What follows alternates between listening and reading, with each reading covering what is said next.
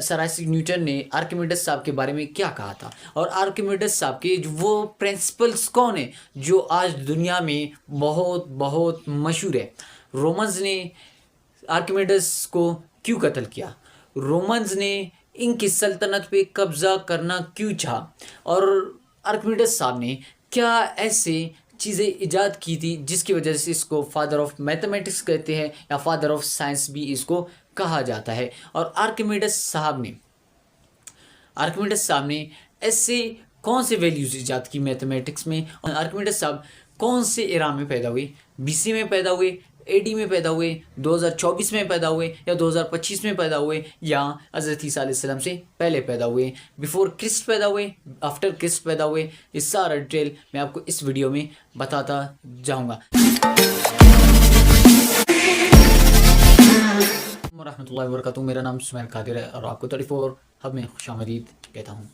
आज का जो मेन लेक्चर हमारे पास आर्किमिडीज साहब के बारे में है कि आर्किमिडीज कौन है, कहाँ से आया, इसकी लैंग्वेज क्या थी, इसकी प्रिंसिपल्स कौन से हैं, और कब इसकी डेथ हो गई, क्यों डेथ हो गई, क्यों रोमन्स ने इसकी डेथ की, क्यों रोमन्स ने इनके एम्पायर पर क्या क्या कब्जा किया और कब तक किया, वाई, ये सारे डिटेल्स हम आपको बताएंगे। और फादर ऑफ मैथमेटिक्स इसको क्यों कहा जाता है, सारा डिटेल्स हम इस वीडियो में आपको बताएंगे। आपने हमारे चैनल अभी तक सब्सक्राइब नहीं किया, काइंडली हमारे चैनल को सब्सक्राइब, लाइक, कमेंट और शेयर करें ताकि ऐसे इन्फॉर्मेटिव वीडियोज़ आपको बर वक्त मिलते रहें। तो आर्किमिडीज साहब, जो आर्किमिडीज है वो हमारे पास है आज से 2000 साल पुराना साइंटिस्ट है हमारे पास आर्किमिडीज, ठीक है। आर्किमिडीज आज से 2000 साल पुराना हमारे पास साइंटिस्ट है, ठीक है। इसकी पैदाइश कब हुई, इसकी पैदाइश हो गई, ठीक है, बर्न जो इसकी पैदाइश हुई है वो 283 BC, 283 BC। अब BC क्या है, बिफोर क्रिस्ट। इसके लास्ट में आपको मैं बता दूंगा कि भाई BC, BEC और AD क्या है, ये सारा टाइमलाइन के ऊपर अभी मैं इसमें लेक्चर दूंगा। पहले भी पिछले वीडियो में मैंने बताया था कि आर्किमिडीज का लेक्चर जब मैं स्टार्ट करूंगा उसमें मैं आपको टाइमलाइन का लेक्चर दूंगा। तो इंशाल्लाह जैसे ही कंप्लीट हो जाता है मैं आपको टाइमलाइन का लेक्चर देता हूँ। आर्किमिडीज जो पैदा हुआ है 283 BC बिफोर क्रिस्ट, यानी हज़रत ईसा अलैहिस्सलाम से 283 BC ईयर्स पहले पैदा हुए थे, ठीक है। उस टाइम के क्या है, ये साइंटिस्ट है। नेक्स्ट हमारे पास है, ठीक है, जब वो वफात पा गए, कब वफात पा गए, क्यों वफात पा गए, ठीक है, 212 में। क्यों वफात पा गए ये लास्ट में बताऊंगा। कब वफात पा गए, 212 में क्या हुआ, BC में ये क्या हो गए, डेथ हो गई इनकी, ठीक है। कहाँ पैदा हो गए, साराकास सिटी, ठीक है, साराकास सिटी वो कहाँ है, साराकास सिटी वो इटली में है, ठीक है। इसकी जो पैदाइश है 283 BC में है और इसकी डेथ क्या है 212 में, इसकी क्या है, डेथ हो गई। कहाँ पैदा हुआ है, साराकास सिटी, वो साराकास सिटी कहाँ है, इटली में। इतना डन, इतना कन्फ्यूजन आपको दूर हो गया उम्मीद है। अब उसके बाद ये कौन से साइंटिस्ट थे, अभी देखिए हमारे पास दुनिया में मैंने एक वीडियो बनाया हुआ है कि दुनिया के 10 ओल्डेस्ट लैंग्वेज, आई बटन में उसका लिंक मिलेगा, उसको देखिए ताकि आपको ऐसे जो कन्फ्यूजन आगे आते जाएंगे, जैसे लैटिन लैंग्वेज है, ग्रीक लैंग्वेज है, चाइनीज़ लैंग्वेज है, ओल्ड नॉर्स है, मिडल नॉर्स है, ठीक है। उसके बाद आता है हमारे पास एडवांस नॉर्स आते हैं, यानी इंग्लिश के बारे में, नॉर्स मीन्स इंग्लिश, ठीक है, ओके। ये सारे आपको उसमें आएंगे। फ्रेंच के बारे में भी, ये कितने 1000 साल पुराने, ये सारे उसी में मैंने दिया हुआ है, उसको देखिए। अब ग्रीक हमारे पास, ठीक है, ग्रीक साइंटिस्ट तो आपको पता होगा, ग्रीक साइंटिस्ट, एक ग्रीक साइंटिस्ट थे हमारे पास कौन, आर्किमिडीज साहब, ठीक है। और उसके बाद कौन कौन से साइंटिस्ट थे, आप एक ग्रीक साइंटिस्ट थे, इसकी इजाज़त क्या है, किस किस में ये महारत रखते थे। सबसे पहले फिजिशियन थे, अब क्या क्या इसने ईजाद की वो आगे मैं आपको बता दूंगा।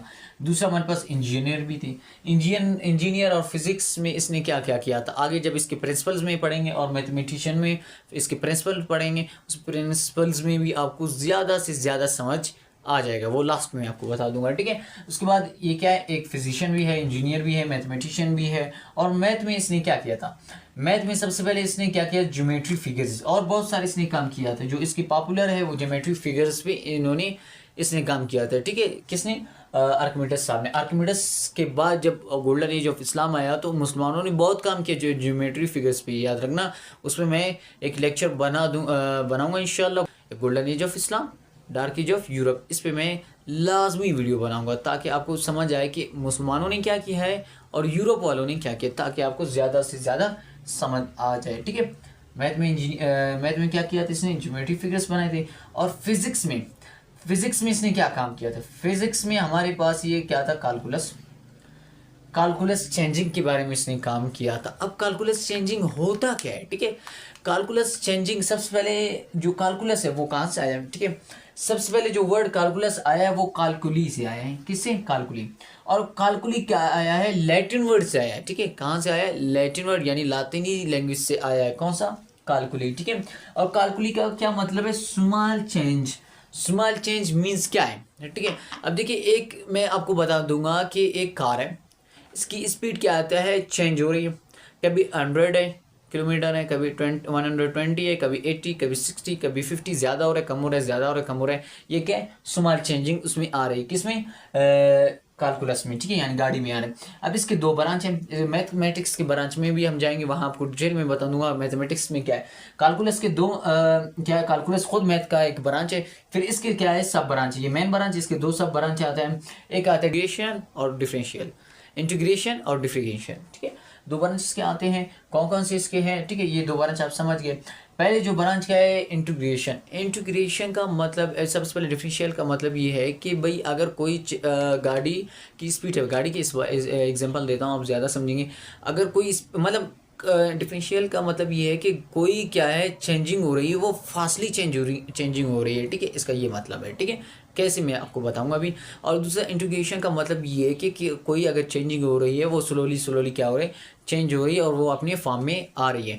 तो इंटीग्रेशन और डिफरेंशियल का ये मतलब है, डिफरेंशियल मतलब एक गाड़ी स्पीड से जा रही है, 100 की स्पीड से जा रही है, क्या है वो? क्या उसकी शुरुआत क्या हुई? जीरो से स्टार्ट हुई, जीरो इंटीग्रेशन, और इसकी हद जा रही है वो डिफरेंशियल है, वापस उस फॉर्म में आ रही है, इसकी क्या है? चेंजिंग है। तो इसके दो क्या है? सब ब्रांच, वो मैं आपको डिटेल में बता दूंगा, नॉर्मली इतना समझ जाए।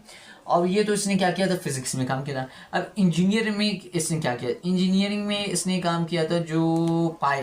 अब देखिए, आज तक पाई की वैल्यू अननोन है। क्यों पाई की वैल्यू अननोन है? वो इसलिए, अब देखिए, इसकी बहुत बड़ा लेक्चर है पाई पे इंशाल्लाह मैं एक लेक्चर बना दूंगा, ठीक है। अब पाई की क्या है? वैल्यू अननोन है अभी तक। क्यों? वाई? कोई साइंटिस्ट क्या बोलता है? ये पाई की वैल्यू बोलता है, कोई और वाई की पाई की वैल्यू बताता है, ठीक है। इंग्लिश में पाई स्क्वायर लिखा जाता है, और इसकी साइन जो सिंबल है वो इस तरह है, ठीक है। पाई, अब मैं एग्जांपल देता हूँ। पाई मतलब एक देखिए, गधा गाड़ी तो देखा होगा। गधा गाड़ी का जो इसका आता है, जो गोल सा क्या होता है? व्हील आता है, ठीक है, इस तरह आता है, ठीक है। अब पाई का मतलब ये, यहाँ डाउट तो मैं क्लियर करता हूँ। जो एक पूरा सर्कल बन रहा है, सर्कल क्या हो रहा है? थोड़े से पॉइंट पे क्या हो रहा है? एंड नहीं हो रहा है, छोटे से पॉइंट पे एंड नहीं हो रहा है, इसको कहते हैं पाई। क्यों, कैसे, वगैरह क्या है, मजीद इसकी डिटेल क्या है, वो इंशाल्लाह मैं इस पे लेक्चर बना दूंगा। कमेंट्स में बता दे, तो इंशाल्लाह मैं इस पे एक लेक्चर बना दूंगा पाई पे। Okay, done.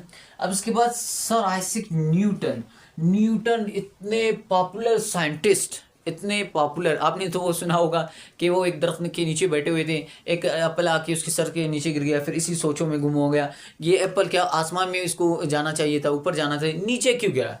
क्या वजह है? फिर इसने ग्रेविटी के बारे में बताइए कि ज़मीन में एक ग्रेविटी होती है, ईटी सी टी सी। फिर इसने थर्ड लॉ जो आज तक पॉपुलर है, Newton first law, Newton second law, Newton third law क्या? Every action have a reaction, ठीक है, opposite reaction, sorry, every action has a opposite reaction, यानी कोई भी एक्शन का अपोजिट रिएक्शन होता है। सर आइजैक न्यूटन जो ये बिलीव करते हैं और ये भी मानते हैं कि ये आर्किमिडीज साहब ग्रेट मैथमेटिशियन है, टॉप के मैथमेटिशियन है, ठीक है, टॉप के मैथमेटिशियन। उसको क्या पता था कि टॉप से भी टॉप मैथमेटिशियन क्या है? मोहम्मद इब्न मूसा अल ख्वारिज़मी साहब है। उसने तो वो जिक्र ही नहीं किया, बस उसने इतना ही जिक्र किया आर्किमिडीज क्या है? ग्रेट आइजैक न्यूटन, क्या सर आइजैक न्यूटन ने ये माना कि ग्रेटेस्ट मैथमेटिशियन कौन है? आर्किमिडीज साहब है। Okay, done.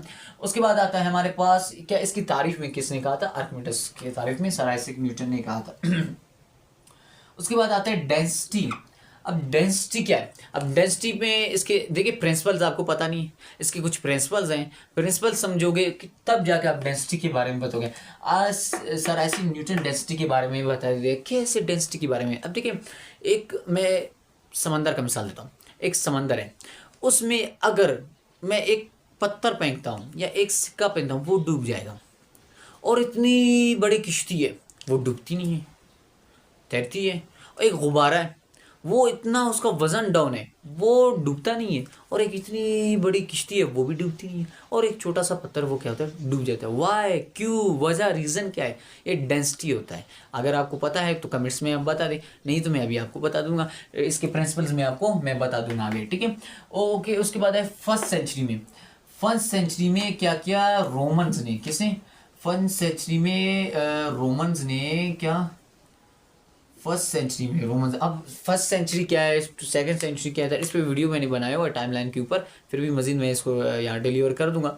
आई बटन में इसका लिंक मिलेगा, आप देखिए, ठीक है। उसके ऊपर फर्स्ट सेंचुरी में जब रोमन्स ने क्या आर्गुमेंटस के एम्पायर पर अटैक किया और उसको अपने कब्जे में लिया। पहले वो कब्जे में नहीं ले सकते थे, क्यों? इसके जब आप प्रिंसिपल्स पढ़ोगे आगे, मैं प्रिंसिपल्स के बारे में बताऊंगा कि क्यों, जब इसके प्रिंसिपल बताऊंगा, इसकी इजाज़त बताऊंगा, क्या क्या इसने डिस्कवर किया था, सारे आपको जब पता चलेंगे तब आपको पता चलेगा कि इसने क्या क्या रोल इसका किरदार किया है। डेंसिटी के बारे में भी बताऊंगा। अब देखिए डेंसिटी मिसाल जब डेंसिटी के बारे में बताता हूँ, आर्किमिडीज साहब के पास उस ज़माने में उसका बादशाह था, तो उसके बादशाह को किसी ने क्या किया, एक ताज उसको गिफ्ट में दे दिया कि भाई ये प्योर क्या है, सोने से बना हुआ, क्या हमारे पास ये आपके लिए ताज मैंने बनाया हुआ है। तो उस बादशाह को थोड़ा डाउट हो गया कि ये प्योर नहीं है। तो आर्किमिडीज साहब इतने बड़े साइंटिस्ट उस दौर में, तो उसने बोला इसको बुलाया जाए जब उसको बुलाया जाए तो उसको बोला कि ये मुझे इसकी प्योरिटी बताओ कि इसकी प्योरिटी कितना खालिस है सोना। अब ये तो जदीद दौर है, जदीद दौर में पता चलता है, पहले ज़माने में नहीं थे, तो ग्रेट साइंटिस्ट थे। तो उसने सोचा सोचा सोचा, वक्त लगाया लेकिन नहीं थे। जब वो एक दिन अपने टब में गुस्ल कर रहे थे तब उसने सोचा उसके माइंड में, तो उसके जहन में एक ख्याल आ गया तो ऐसे ही विदाउट क्लॉथ्स, बाज़ औक़ात ऐसे आते हैं विदाउट क्लॉथ्स, भाग गए महल की तरफ। वो बोलता है यूरिका यूरिका यूरिका, उसने ऐसे बोला था। तो बादशाह ने देखा क्या एक्सप्रेशन है उसकी, और उसने बोला क्लॉथ्स वगैरह पहन ले, बाद में वो करते। फिर उसने चेंजिंग वगैरह कर ली। उसके बाद उसको अब जो एक्सप्लेनेशन देना तो उसने एक्सप्लेनेशन दे दी। उसने 3 बाल्टी लाए, 3 बाल्टियों में पानी भर दिया, 3 बाल्टियों में पानी भर दिया, सोने को रख दिया, चांदी को रख दिया और तांबा को रख दिया और प्योर सोना और इस ताज को रख दिया। अब हर क्वांटिटी की अपनी एक क्या होती है, वेट होती है, ठीक है। हर चीज़ की अपनी वॉल्यूम होती है, ठीक है। उसने उस मुताबिक रखा, उसने बताया कि भाई ये प्योर नहीं है, फिर उसको लाया, उसको कत्ल कर दिया गया कि भाई आपने जो बादशाह को गिफ्ट दिया वो अनप्योर सोने से आपने दिया है, गोल्ड, अनप्योर गोल्ड। ओके, अब आगे बताएंगे डेंसिटी का क्या, आगे लेक्चर है इसका डेंसिटी का, मैं लाजमी दूंगा, ठीक है। डेंसिटी का और बीसी का मैं लाजमी दूंगा आपको, ठीक है। फर्स्ट सेंचुरी में इन्होंने अटैक किया और अपने एम्पायर को अपने कब्जे में ले लिया।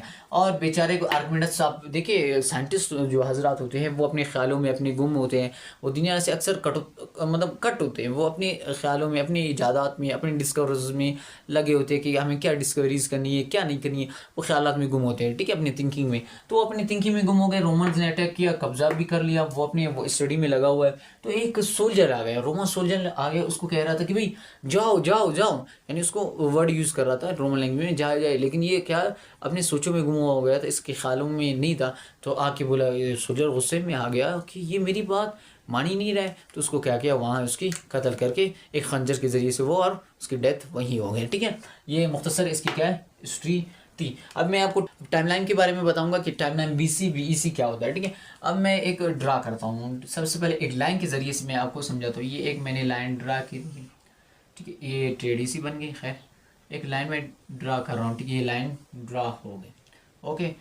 अब इसको मैं यहाँ जो मैं ये डॉट बना रहा हूँ, ठीक है, ये एक डॉट, छोटा सा छोटा सा छोटा सा, ये डॉट। अब टाइमलाइन क्या है, टाइमलाइन मैं आपको बताता हूँ। ये जो मैन जो मैंने बनाया हुआ है, ठीक है, मैन जो डॉट बनाया हुआ है, इसको कहते हैं बर्थ, क्या, birth of Christ, birth of Christ इसको कहा जाता है, ठीक है। यानी बर्थ ऑफ क्रिस्ट क्या है, मैं अभी लास्ट में बता रहा हूँ। और इसके जो बर्थ ऑफ क्रिस्ट है पहले वाले एरा हो, वो क्या है हमारे पास, बीसी है, जो बीईसी है, बीसी, ठीक है, before common era, sorry, BCE BCE. और ये क्या है, एडी एडी एडी। अब कैसे, अब देखिए मैंने बताया कि आर्किमिडीज जो पैदा हुआ 283 बीसी में और डाइड हुआ 212 बीसी में, ठीक है। अब जो ये डॉट मैंने लिखा हुआ है बर्थ ऑफ क्रिस्ट, ठीक है, हजरत ईसा अलैहिस्सलाम जब उसकी पैदाइश थी, जो आज हमारा जो दौर है ना, वो जो हम काउंट कर रहे हैं 2025 चल रहा है, 25 जो चल रहा है 2025, वो क्या है, हजरत ईसा अलैहिस्सलाम के दौर की पैदाइश की जो दौर है ना, वहाँ जब पैदा हुए वहाँ से काउंटिंग, उसके बाद काउंटिंग हो गई, ठीक है। उसके बाद जो काउंटिंग हो गई है वो क्या है हमारे पास आज चल रहा है 2025, ठीक है। वैसे अदरवाइज कुछ और डेट होती है, वहाँ से वो डेट उन्होंने कैलकुलेट की, आज तक वही चल रहा है, ठीक है। जो अब देखिए एक और चीज़ मैं बता रहा हूँ, ठीक है। यहाँ हज़रत ईसा अलैहिस्सलाम की पैदाइश है, और देखिए यहाँ 1 BC है या 1 AD है, या 2 AD है या 3 AD है, ठीक है। यहाँ 1 BC 2 BC 3 BC, ठीक है। अब देखिए यहाँ 1 BC आ रहा है, यहाँ 1 AD, तो 1 AD से पहले 1 BC से पहले क्या जीरो का कोई कॉन्सेप्ट नहीं होता है। क्यों नहीं होता है? इसलिए नहीं होता है क्योंकि हज़रत ईसा अलैहिस्सलाम इस डेट को क्या हुआ है, पैदा हुए, बर्थ ऑफ क्रिस्ट, तो इसलिए पैदा हुए। इससे पहले वाले दौर को क्या कहते हैं, बीसी कहा जाता है, और इसके दौर के बाद वाले जो उसके पैदाइश के बाद वाले दौर को क्या कहते हैं, एडी। अब बीसी, बीसी का मतलब है बिफोर, ठीक है। बीसी का क्या मतलब है, बिफोर क्रिस्ट, ठीक है। और बीईसी का क्या मतलब है, बिफोर कॉमन इरा, ठीक है। ये यानी जो पैदाइश से पहले के दौर है वो क्या है, कॉमन इरा होते हैं, ठीक है, कि हजरत ईसा अलैहिस्सलाम के जो पैदाइश है वो पहले के दौर, और जो बाद के दौर आ रहे हैं काफ़ी ज़्यादा दौर है वो बीसी होगा, ठीक है, बिफोर क्रिस्ट। जो नज़दीक होगा बीईसी होगा, बिफोर कॉमन इरा। जो उसके बाद का दौर है वो एडी होगा। एडी में चाहे नज़दीक हो चाहे दूर के हो वो मसला नहीं है। एडी, एडी का मतलब है एनो डोमिनी। एडी का क्या मतलब है, एनो डोमिनी। बहुत ज़रूरी चीज़ है, आप लेके एनो डोमिनी, ठीक है, एनो डोमिनी, ठीक है, कि हज़रत ईसा अलैहिस्सलाम के पैदाइश के बाद का दौर। और वहाँ से लिख रहे हैं आज हमारे पास कौन सा डेट चला है, 2000, ये हमारे पास चल रहा है 2025 चल रहा है। ये आपको टाइमलाइन पे थोड़ा सा मैंने टच दे दिया। अब आर्किमिडीज की जो प्रिंसिपल्स हैं वो प्रिंसिपल्स कौन से, वो बहुत ज़रूरी प्रिंसिपल, जैसे मैंने मिसाल दे दिया, शिप का मिसाल दे दिया, और मैंने गोल्ड का मिसाल दे दिया था, ये बहुत ज़रूरी। आर्किमिडीज क्या है, अब आर्किमिडीज के भाई बहुत सारे प्रिंसिपल्स हैं, उनमें से मैं आपको कुछ प्रिंसिपल आर्किमिडीज के बताऊँगा। अब आर्किमिडीज की प्रिंसिपल्स, अब जो देखिए कुछ इंसिडेंट्स होते हैं, जब कुछ इंसिडेंट्स होंगे तभी बंदा क्या करें, कुछ ना कुछ डिस्कवर कर ही लेता है। विदाउट इंसिडेंट कुछ भी बंदा डिस्कवर नहीं कर सकता। तो देखिए आर्किमिडीज क्या होते हैं, अपने एम्पायर में रहते थे, ठीक है, अपनी हुकूमत के अपने क्या दौर हुकूमत में रहते थे। उस दौर हुकूमत ने जब रोमन्स अटैक करते गए उनके एम्पायर पे, उनके सल्तनत पे अटैक करते गए, तो आर्किमिडीज ने मुख्तलिफ डिस्कवरीज की जो आज हमारे सामने उनको पेश किया जाता है, उनको समझाया जाता है, उनको पढ़ाया जाता है, ठीक है। अब उनमें से पहला है वो हमारे पास metal plates mirror. Metal plates mirror क्या है, अब जब रोमन्स ने क्या सल्तनत पे अटैक किए, तो एक किस्म का क्या है हमारे पास मेटल्स होते थे, ठीक है। एक किस्म के मेटल, ये हो गया हमारे पास सूरज हो गया, मिसाल आपको समझा रहा हूँ, ठीक है, ये हो गया सूरज, और ये हो गया हमारे पास एक किस्म का मेटल हो गया, मिसाल एक किस्म का मेटल समझा रहा हूँ। ये क्या है, सूरज की शुआएं डायरेक्ट रेज इस पे पड़ती थी, और ये डायरेक्ट जो शुआएं, ठीक है, रिफ्लेक्ट करता था, ये अपने जो शुआएं रिफ्लेक्ट करता था, वो क्या करता था, शिप पे रिफ्लेक्ट करता था। शिप में जो क्या होते थे, बंदे बैठे होते थे, ठीक है, जो बंदे बैठे होते थे, ठीक है, बहुत सारे जंगजू बैठे होते, ठीक है, वो क्या करते, इसकी जो आग है वो फिर क्या करते थे, आग लग जाती, फिर वो क्या है, पानी में डूब जाते थे, ठीक है। पहला इसका प्रिंसिपल क्या है, मेटल प्लेट्स मिरर। ये ऐसे मिरर यानी शीशा, ठीक है, ये ऐसा मिरर बनाया था इसने, किसने, आर्किमिडीज ने ऐसा मिरर बनाया था। वो क्या करते, सूरज की शुआएं, अब इसका जो सल्तनत था वो क्या था, समझो समंदर के बीच में था। समंदर जैसे एंड होता है उसका क्या होता है, सल्तनत स्टार्ट होता है, ठीक है। अपनी बादशाह, अब बादशाह ने बोला रोमन्स तो अटैक कर रहे हैं, रोमन्स तो अटैक करें, हमें क्या करना है, इनको रोके। काफ़ी मजबूत सल्तनत थी। तो उस टाइम के जो आर्किमिडीज साइंटिस्ट था, उसने सबसे पहले जो डिस्कवर किया वो मेटल प्लेट्स मिरर इजाद किया, ठीक है। अब ये जो मेटल थी, सूरज की शुआएं डायरेक्ट मेटल पे पड़ती थी, मेटल की जो रिफ्लेक्शन होती थी, जो रेज होती वो क्या है, किश्ती पे पड़ती थी, यानी शिप पे पड़ती। शिप किसके थे, वुड के बनी हुई थे, लकड़ी की बनी हुई थी, जिसकी वजह से आग लग जाती। जब आग लग जाती वो क्या होके डूब के किसमें मर जाते, डूब के क्या होते थे, समंदर में मर जाते, जिसकी वजह से काफ़ी हुकूमत को नुकसान से रोका हुआ था। अब ये भी काफ़ी काम कर गया, काफ़ी, लेकिन ज़्यादा काम नहीं कर सका। उसके बाद क्या हुआ, ये क्या हुआ, काफ़ी तादाद में फैलते गए सल्तनत के आसपास। फिर इसने क्या किया, वुड पिकर यानी जब भी ये शिप्स उसके सल्तनत के करीब आती, करीब आती तो एक किस्म का वुड पिकर था, जैसे उठाने वाले मशीन होते, जैसे तो पहले ज़माने में अर्तगल में हमने देखे होते बहुत पुराने वुड होते हैं ना, वुड वो क्या होते हैं, गोले इस तरह पकड़ते फिर इस तरह फेंकते थे, इससे हाथ की किस्म के होते थे। इसी किस्म के क्या होते हैं, वुड पिकर होते थे। किसने, आर्किमिडीज ने इजाद की, ताकि जब ये किश्तियाँ वहाँ जाती थी ये उसको उठा के ऊपर करके फिर वापस किसमें, समंदर में फेंक देता, जिसकी वजह से वो समंदर में गर्क हो जाते थे। ठीक है, उसने ये वुड पिकर उसने इजाद किया। उसकी जो बहुत पॉपुलर है वो कौन सी, थ्योरी ऑफ डेंसिटी। अब थ्योरी ऑफ डेंसिटी क्या है, आज हमारे पास डेंसिटी थ्योरी है, वो एडवांस है। पुराने वाली जो डेंसिटी बनी थी वो किसके जरिए से बनी थी, आर्किमिडीज साहब के जरिए से। अब डेंसिटी की डेफिनेशन क्या है, डेंसिटी की डेफिनेशन हमारे पास कुछ यूं है, when object totally partially immersed in a liquid, a thrust force acts on it equal to the weight of the liquid displaces। इसका मतलब ये है कि कोई भी ऑब्जेक्ट पूरी तरीके से या पूरी तरीके से भी नहीं, आधा क्या हुआ हो उस पानी में यानी लिक्विड में क्या हुआ हो, डूबा हुआ हो, तो उसमें एक किस्म का एक फोर्स लगता है। कैसे, मिसाल अब मैंने पहले भी बताया था, अगर मैं एक छोटे से पत्थर को पानी में फेंकूं वो डूब जाएगा, बड़ी किश्ती क्यों नहीं डूबती। तो पानी के अंदर एक कुदरत, अल्लाह की कुदरत है, वो एक किस्म का इसमें एक फोर्स होता है, एक उस फोर्स का क्या नाम है, अपथ्रस्ट फोर्स। वो अपथ्रस्ट फोर्स क्या होता है, एक्ट करता है किस, उस ऑब्जेक्ट पे। अब जो ऑब्जेक्ट होगा, अगर मैं ये मिसाल देता हूँ, ये पानी है, मिसाल ये एक पानी है, मिसाल ये स्ट्रेट लाइन होगी, ये एक पानी है, ये एक किस्म की शिप है। ठीक है, मिसाल एक शिप बता रहा हूँ। अब ये शिप क्या हो रहा है, इस लिक्विड में क्या है, टोटली नहीं है, नॉर्मली क्या हुआ है, इस पे क्या हुआ है, इसके ऊपर क्या हुआ है, पानी के ऊपर तैर रही है। ठीक है, क्यों तैर रही है, क्योंकि इसका जो वेट होगा, मिसाल इसकी 30 kg वेट है, इसकी 30 kg वेट है, तो जो इसके अंदर पानी के लिक्विड के अंदर जो फोर्स है वो कौन सा फोर्स है, अपथ्रस्ट फोर्स। अपथ्रस्ट फोर्स होगा, वो भी क्या करेगा, एक्ट करेगा, 30 kg का ही एक्ट करेगा इसके ऊपर, उसको क्या करेगा, एक्ट ही करेगा उसके ऊपर, ताकि इसको डूबे नहीं। कैसे, अब सबसे पहले अपथ्रस्ट फोर्स पढ़ेंगे, इसको ज्यादा ही आपको समझ आएगा। अब अपथ्रस्ट फोर्स क्या है, अपथ्रस्ट फोर्स तो पता है आपकी, भाई बहुत सारे फोर्स चलते हैं हमारे पास, बहुत बेंतियाई फोर्स है। अब मैं किसी को पुश करता हूँ या पुल करता हूँ, कोई भी क्या करता हूँ, ये किस्म का फोर्स है। ठीक है, बहुत सारे फोर्स आते हैं, फिजिक्स में होते हैं। ठीक है, ये ज्यादातर फिजिक्स में यूज हो रहा है। ठीक है, the force which is acting on a body moving upward, his force is called upthrust force. ठीक है, upthrust force of a liquid. ठीक है, यानी अपथ्रस्ट फोर्स एक ऐसा फोर्स है जो क्या करता है, एक्ट करता है किसी भी बॉडी पे, किसी भी ऑब्जेक्ट को। क्यों एक्ट करता है, इसलिए एक्ट करता है उसको ऊपर धकेलने के लिए। एक किस्म का, देखिए मैंने आपको बताया था, अब ये दोनों एक साथ आपको समझा रहा हूँ। मिसाल ये मैंने किश्ती का मिसाल दे दिया, या एक मार्कर का मिसाल दे रहा हूँ। ठीक है, मार्कर का मिसाल दे रहा हूँ, ये क्या कर रहा है, एक्ट कर रहा है किसके, वाटर के ऊपर एक्ट कर रहा है, वाटर के ऊपर एक्ट तो कर रहा है। अब ये कह रहा है अंदर डूब नहीं रहा है, क्यों डूब नहीं रहे, क्योंकि इसका जो वेट है वो क्या है, इमर्स है। ठीक है, टोटली इमर्स नहीं हुआ है, नॉर्मली इमर्स हुआ है किसमें, वाटर में हुआ है। वाटर क्या है, एक लिक्विड है, वाटर के अंदर क्या एक किस्म का फोर्स अल्लाह ने डाला हुआ है। वो फोर्स क्या करते हैं, चीजों को ऊपर धकेलता है, ऊपर को क्या करता है, धकेलता है, उसमें क्या करते हैं, अपथ्रस्ट फोर्स।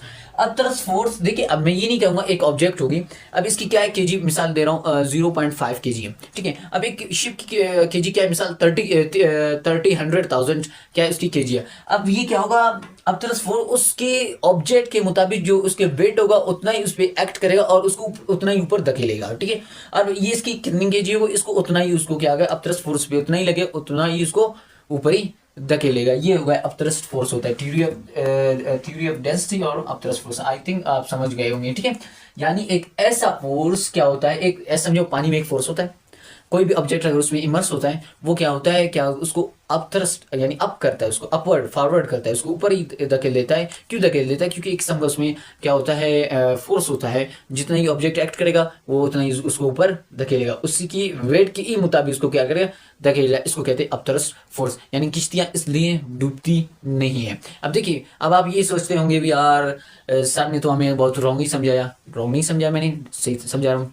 आपके माइंड में ये होगा, अब इतनी बड़ी किश्तियां तो ऊपर से तैरती है, अगर वो पानी उसके अंदर जाते वो डूब जाती हैं, रीजन ही क्या है। अब इसका रीजन एक, बहुत सारे रीजन हो सकते हैं, जो मेरा रीजन है, मेरे नॉलेज के मुताबिक इसका रीजन ये है। अब जब किश्ती डूब जाती है, देखिए किश्ती ऊपर तैर रही है, इसलिए तैरेगी, ये जो लिक्विड है इसके ऊपर अभी तक इसके अंदर नहीं आया, जब ये लिक्विड इसके ऊपर ही आएगा, इसके अंदर अब ये लिक्विड की जितनी इसकी वेट होगी, लिक्विड देखिए वेट है एक सम का, ये ऊपर इसके आता जाएगा, ये इसके ऊपर आता रहा है, आ रहा है, इसकी वेट भी ज्यादा हो रहा है, वेट भी अब तरस उतना यूज हो रहा है, लेकिन क्या हो रहा है मजीद पानी आ रहा है, ये उसको ऊपर धकेला, लेकिन मजीद क्या होता है अपतरस फोर्स पे एक्ट नहीं करती, क्योंकि पानी का फोर्स ज्यादा है बनिस्बत के अपतरस फोर्स है, जिसकी वजह से वो डूब जाती है। ठीक है, मगर एक्ट नहीं करता, इसको पानी डाल दूं ना तो स्लोली ये एक पत्थर है, पत्थर एक वेट होता है, इसमें काफी ज्यादा वेट होता है। ठीक है, उस पर भी अपतरस फोर्स लग रहा है, लेकिन उसका जो वेट है वो ज्यादा है बनिस्बत किसके, अपतरस फोर्स के, और जो वाटर है वो एक्ट कर रहा है किस पे, ऑब्जेक्ट पे, जिसकी वजह से वो पानी में डूब रहे हैं। आई थिंक आपको समझ आ चुका होगा।